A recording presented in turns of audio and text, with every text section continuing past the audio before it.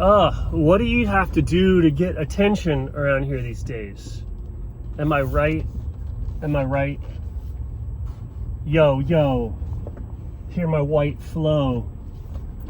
These questions aren't rhetorical. I'm an oracle. Coming for oracle. Anyway, so the question hitchhiker, sorry. Okay, so what is water and where did water come from? Right? So the most important thing to understand is I'm suggesting that you use water as a means to connect and interpret all phenomenon, right? Like any concept that you have is grounded in perceptions that you have. And if you haven't perceived something, you'll notice that your concepts, even if they look kind of good, there's just something about it that's like just off. Like yesterday, I was doing electrical work and pulling like 3/0 wire, like really, really big fat wire, like 3/0, 2/0 wire. And just, I don't know how to explain it, but if you've never done that before, you just don't picture the problems that are going to happen. So like when I was planning the route, and I know everything about 3/0 wire, it's this thick, and wire bends and all that stuff, but like when we were making the conduit, when we were making the routes for the wire to go through, my analysis, my planning, my foresight was like utterly useful. I didn't foresee any of the bottlenecks we ran into, just from a complete lack of experience. So you have to experience something first for your concept to have any utility to it. So this is true for something like God or spirituality or your soul or any of these big questions. If you've never experienced it, when you go to engage in it, you will be as clumsy and as not working as somebody with no experience. Your concept has to be filled in, right? So like you can have an idea of something, but it has to be filled in with experience, or it doesn't work. Like it doesn't hold water, for lack of a better word. And that's true for everything that we do. I'm saying a universal truth. Like you have to go and you have to do something and see where your ideas fail, and then you get a better idea of how to work with that medium or with that thing. Like I'll know what kind of bends and turns and what you can and you can't do with 3/0 wire, like because I've seen it. And it's like I could have read all that stuff. Like you could read it, but if you have a perception of how something behaves, you have basically the entire rule set that you could learn right there at your fingertips. Your experience of 3/0 wire comes immediately, all at once. Whereas what you've learned about 3/0 wire comes in this like sequence of like bullet points. Right? And so that one doesn't work.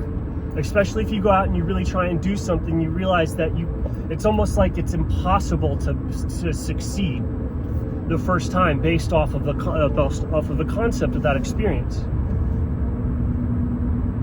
And so when you're engaging in questions like, oh, I want to experience God, or I want to evolve as a person, right? Like if you've never experienced that, then even once you learn about it, like once you learn about something, that's distinct from the experience of something. And so you could experience something before you learn about it, right? Like you could experience a fight before you learn about boxing.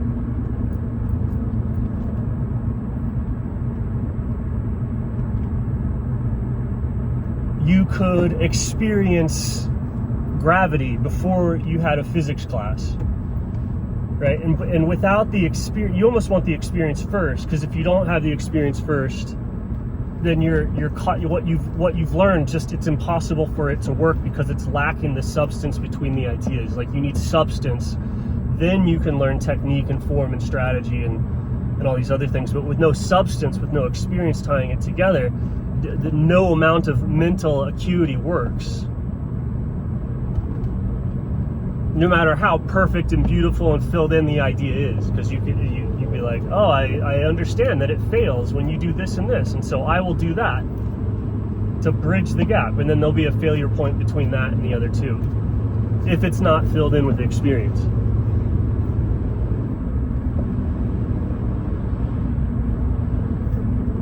So water as a means of interpretation, like if you know how to observe water correctly, you can see the nature of all things in it and how they interact and how they interplay.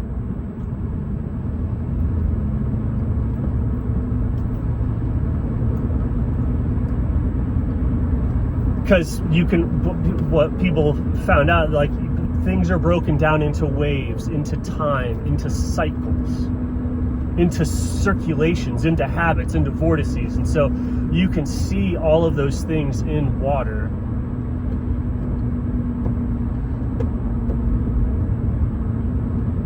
Police, keeping me straight.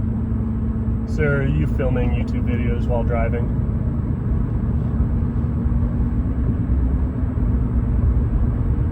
Oh shit. So water does all those things more than any other thing. And it does those things visibly. Like everything does it, but sometimes the time scale on which something operates is like larger than the human perceptual time scale. You can't see it. Like you can't see a year exactly. You can't see that. It's obviously cycling, but it's like so big you can't see it. And then you have something like an atom or like a object, and the energy in the object is cycling so fast that you can't see it. But you can see the energy in water cycling in real time. Like you can see whirlpools, you can see waves, you can see bubbles. And so then that gives you a perceptual experience of related things like a year. Right?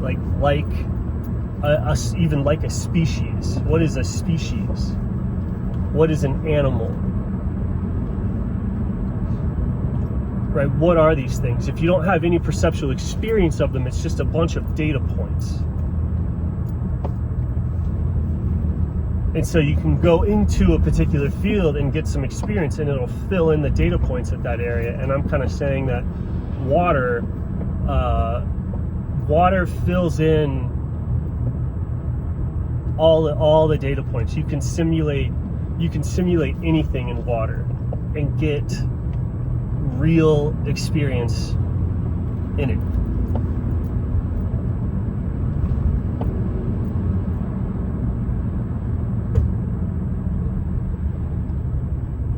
So experientially, it's like the book of all knowing. It can contain all experience. It contains like no concepts.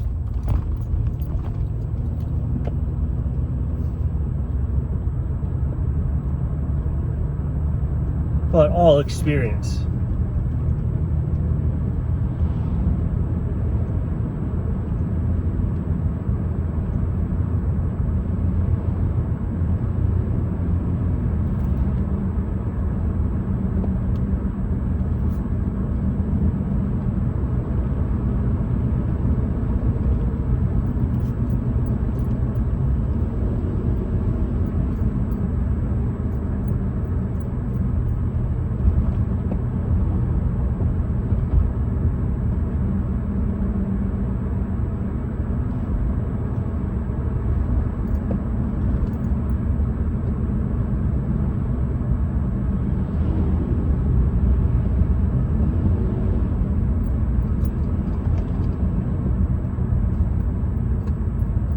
And so it has this experiential component to where you go, oh, you're seeking God. You're seeking to be at one with things. You're seeking to go with the flows. You're seeking to catch waves. You're seeking to feel the nature of being within which you are floating.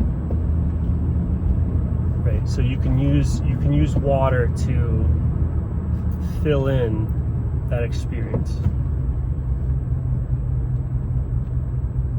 And then the quest or the search to make that deeper will genuinely be towards making it deeper because you've had experience of depth. And how could you have an experience of depth without water? Right? Like water is essential to so many words and terminologies like depth. It's the primary experience we have to explain or connect words like depth to any other word or any other experience. We do that through our experience of water. It's what gives that word meaning, and it gives many words that meaning. And the truth of the matter is that that's the true meaning of the word. So anything that you're going to get depth in, you're getting depth in the sense of water. That's the primary experience. It is happening in you. That's just what is happening in you. And that's where you have to go to fill in the experience rather than the ideas. Okay, so that's the baptism. And it does mentally, spiritually, physically, in all sense, like water fills in, water saturates things as it interpenetrates, right? So imagine something hydrating or getting wet. That's the way the experience seeps into the concepts and the frameworks. And then imagine it not only getting wet, but kind of like dissolving. So as your concepts are immersed in truth, if truth really loves your ideas, like if truth really loves your thing, they will dissolve into truth, right? And they're destroyed. It's like burning, being like when something dissolves in water. Like imagine if your medium was water, like you water. Dissolving is combustion, right? So if something dissolves into experience or dissolves into truth, it dissolves into God, it combusts. It catches on fire. We see that as fire. When something dissolves into the air, that's what fire is.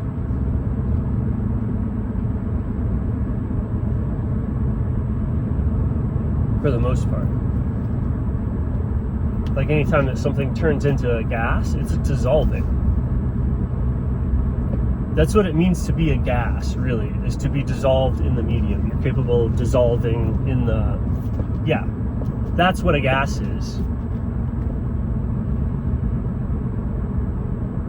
A gas is a thing capable of dissolving in a medium. And so then it disappears. It becomes part of the medium. And that's like sugar going into water. It disappears. Like sugar spontaneously combusts when exposed to water.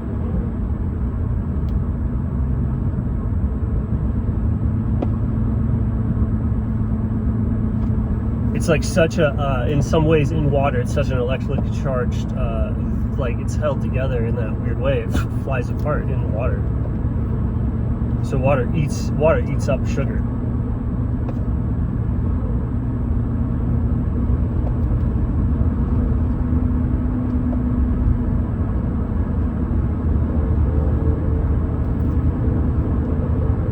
And it kind of spits out fats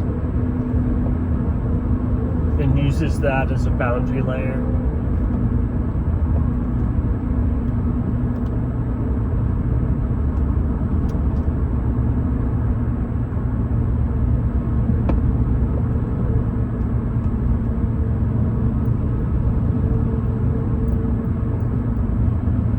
But anyway, so yeah, that's a way of, well, what is water? Water is the entry or the doorway into the experience of reality.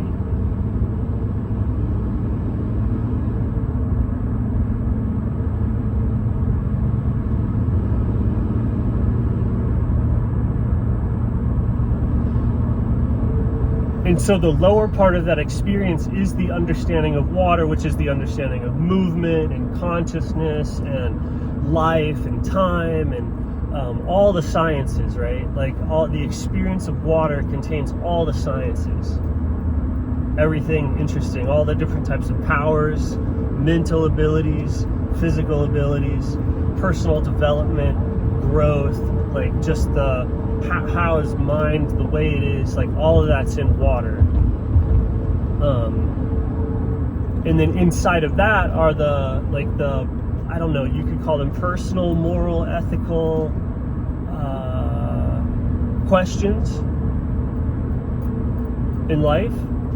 And that's when you start to dive into the person,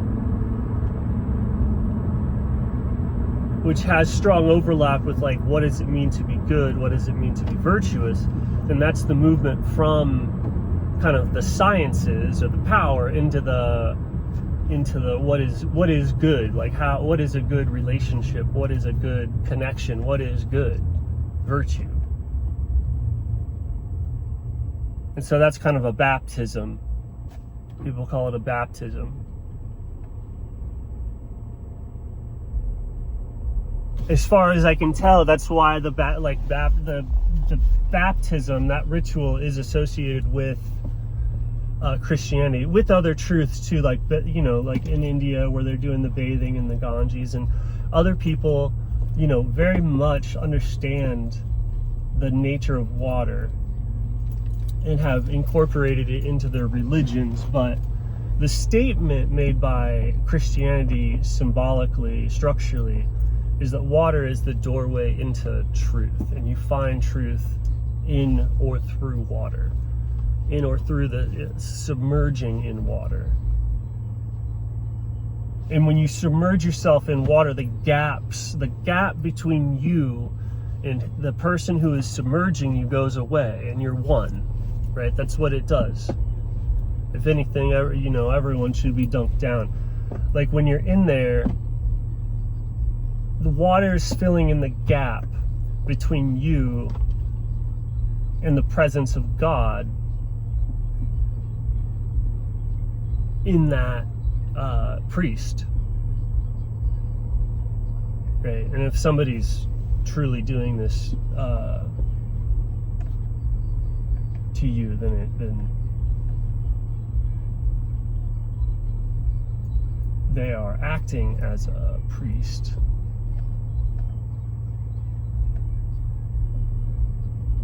And so the phrase, like, a nation of priests, is a group of people who understand how everyone is connected experientially.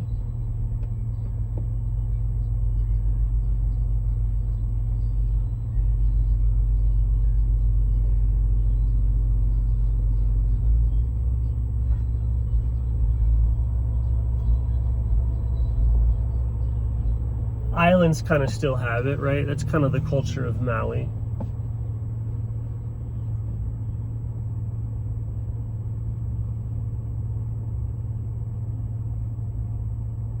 So, but just understanding that water fills in those concepts that you have. It's like where you can go to get experience. And then once you have that, even a taste of experience, just a tiny little bit of wetness, you know what you're looking for. And like, you know how to fill the tub up versus move the tub around. Like, that's a big deal.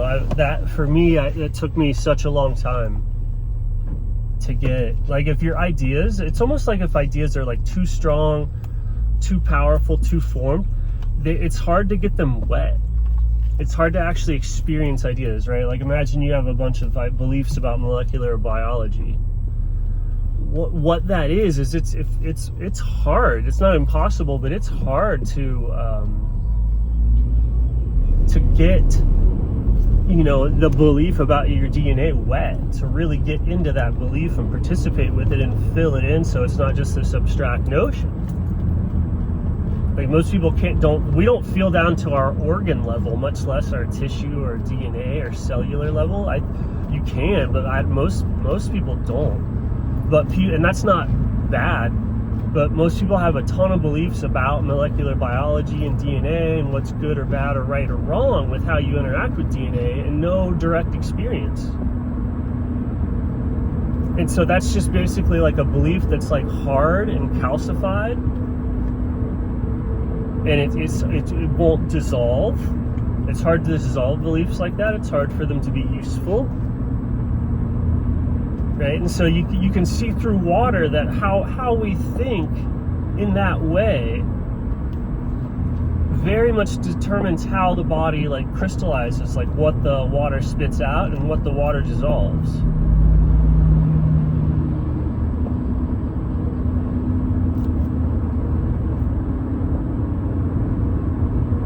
Because it, like, you have the ability to dissolve lipids. You can dissolve anything.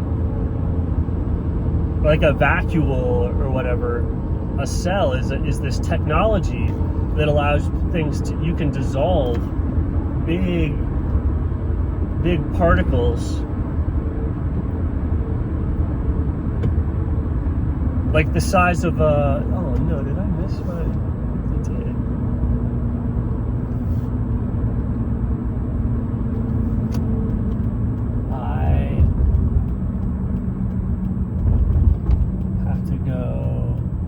Walmart because my battery's shot and I'm afraid to turn my truck off. This red-headed person is just crossing. They don't look too methy.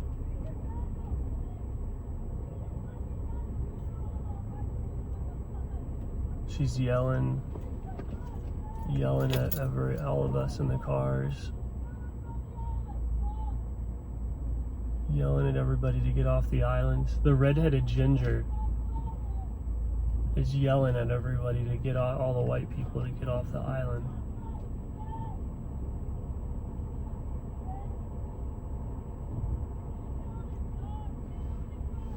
She's really mad and wandering through traffic, yelling indiscriminately. Oh, I made eye contact with her.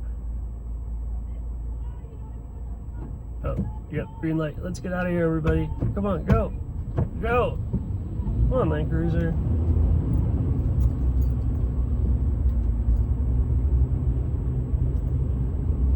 I probably deserve it.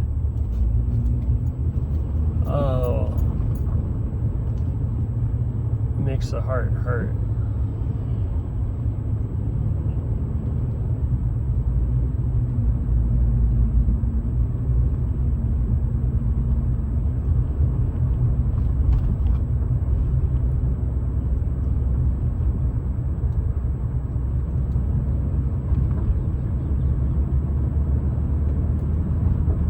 What were we talking about?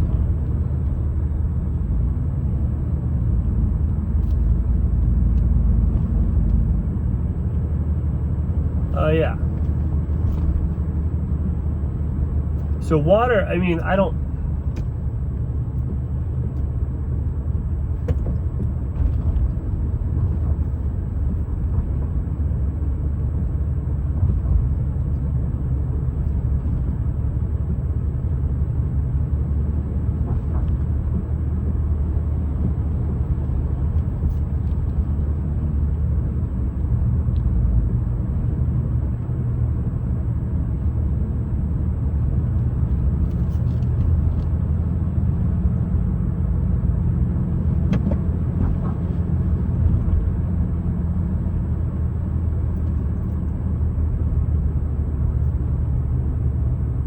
Yeah, you can experience just about any concept in water.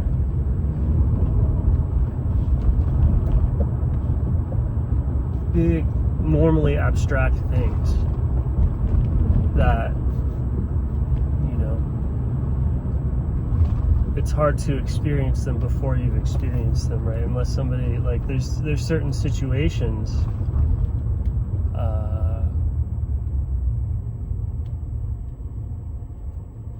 right, that's why some people are into those. Oh, this isn't where I wanted to go.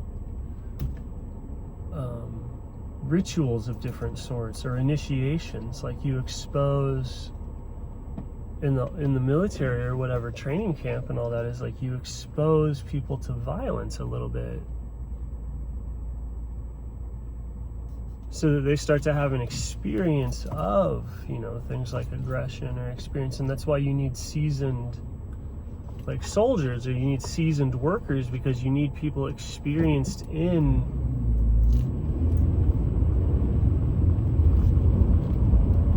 an activity so that they can so that they know what to expect. Because if somebody's not experienced, you can't know what to expect, no matter how much you know.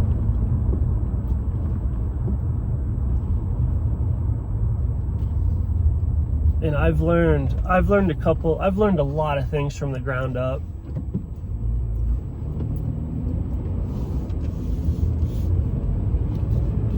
And it's wild. Like, you don't know what you don't know. And you don't even have the ability to see that pattern until you've like mastered, 3 or 4 different subjects and gone through the process of being an idiot multiple times. Like, then your idea of like what it means to be an idiot or not an idiot is not like correct until that happens.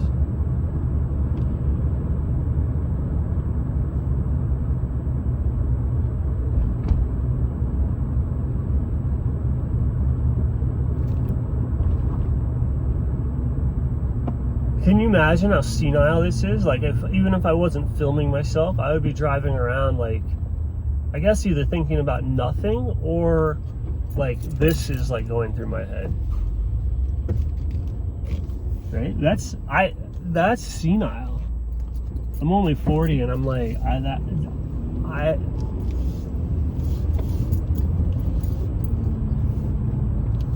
so there goes Grandpa driving. He's like thinking about a cone.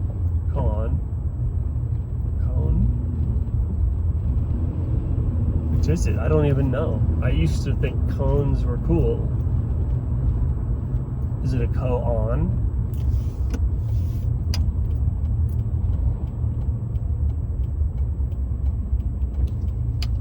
These little riddles.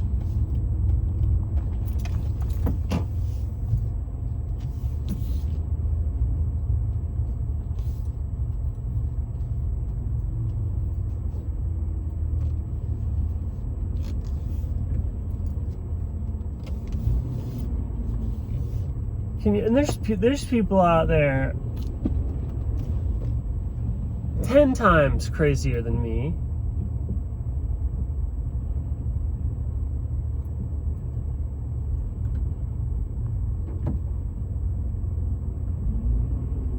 With like just tremendous influence in the world artistically. There's no more political, it's art, right? Like, everyone's seeing art. It's like the art of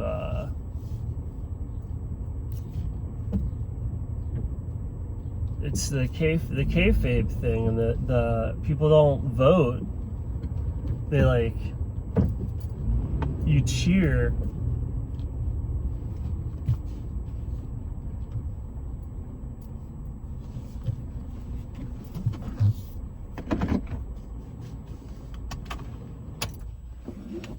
You cheer for what you want. Boo! You don't write what Donald Trump does, you cheer for it. And they're on stage and they're fighting.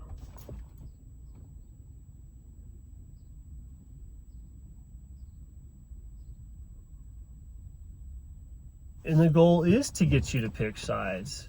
It is scripted.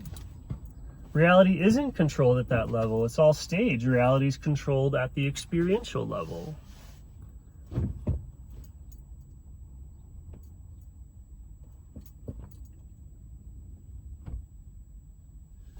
It's happening over there in you, but you're not there. You're here. Even though and you're connected. So if you change, the whole thing changes. Right?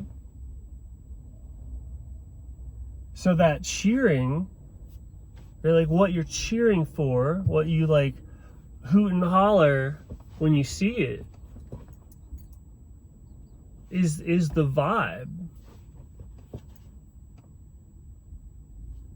Right? Like a lot of people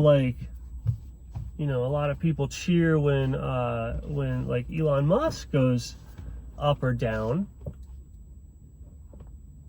And they pay, then you pay no attention as God goes by.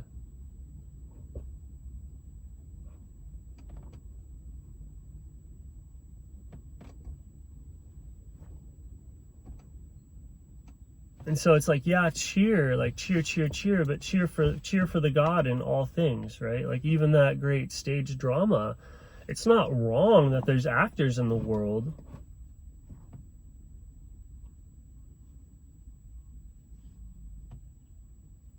Like these mafias. I mean, mostly voluntary entertainment at this point, but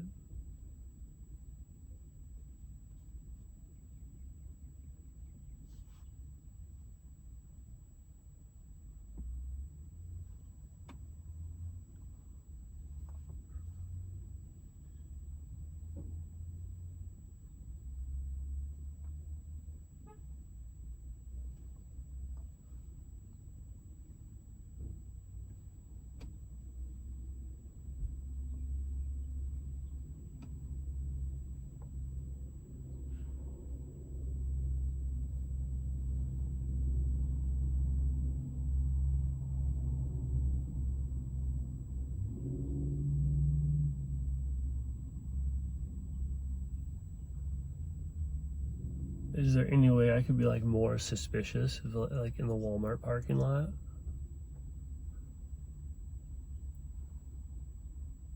Oh yeah, I'm just practicing waving in my neck awareness? What would you describe it as? I don't know. Oh, there I am.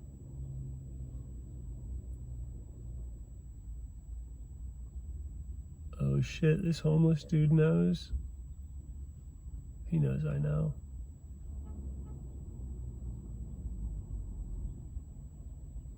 Oh, it's like the wiggling and the vibration is like giving out a signal. It attracts fellow schizophrenics. Just act normal, just act normal, just act normal, just act normal. Is he going to sleep? Okay.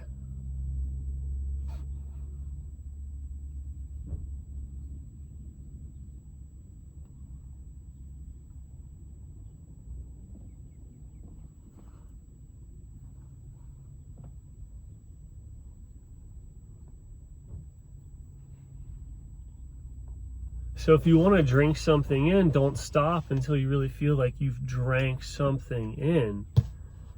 And when you drink something in, you take it into you, but then it penetrates out. It fills you, it saturates you, it transforms into your very being. So don't stop till you experience the exact same thing that you do when you drink a glass of water.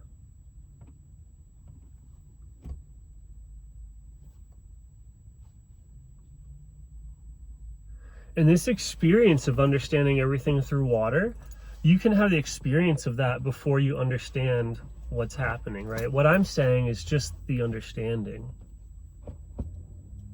that water is awareness, or water is what it is.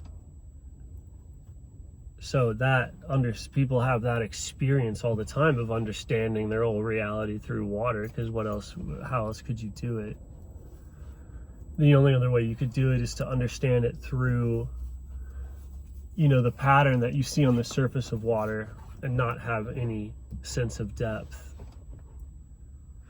And you could still think you're operating that way.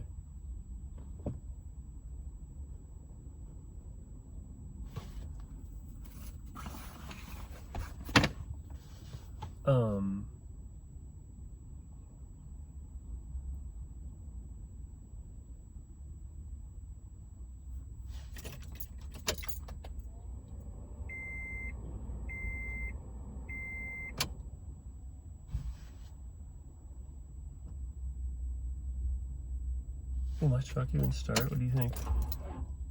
No, my battery's toast. That battery toast. I just made that long drive.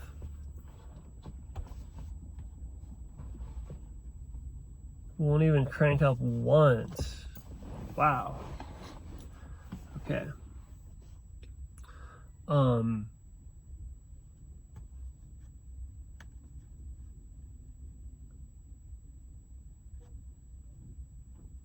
Yeah. So everyone that is skillfully navigating reality does what I'm saying. Like, there is a swimming feel to their work, to their being. Like, people do this all the time, what I'm talking about, but but people don't realize that they're doing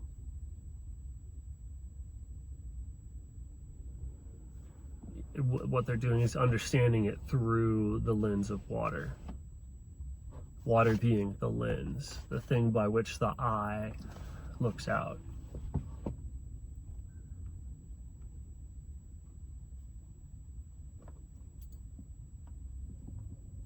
And then that experience of that truth lets you be very intentional with your work.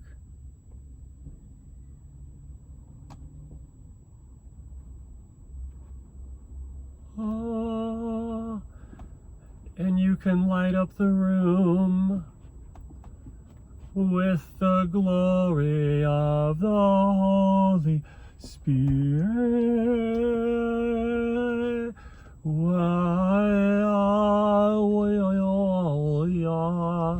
You know, you can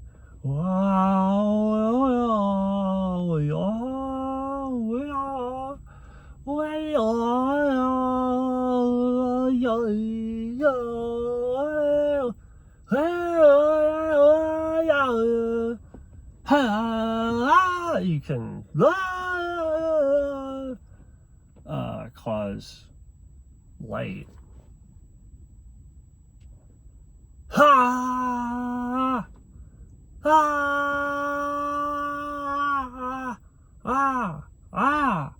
And instead of like having to be like, you can just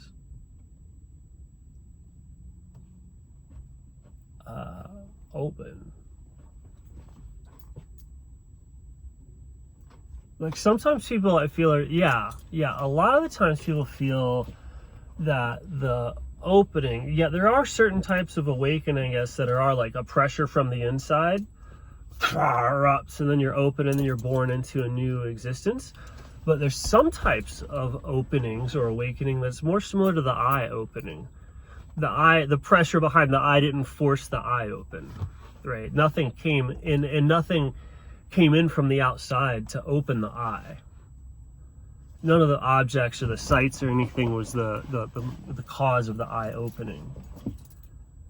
And nor was anything going around at the eyelid.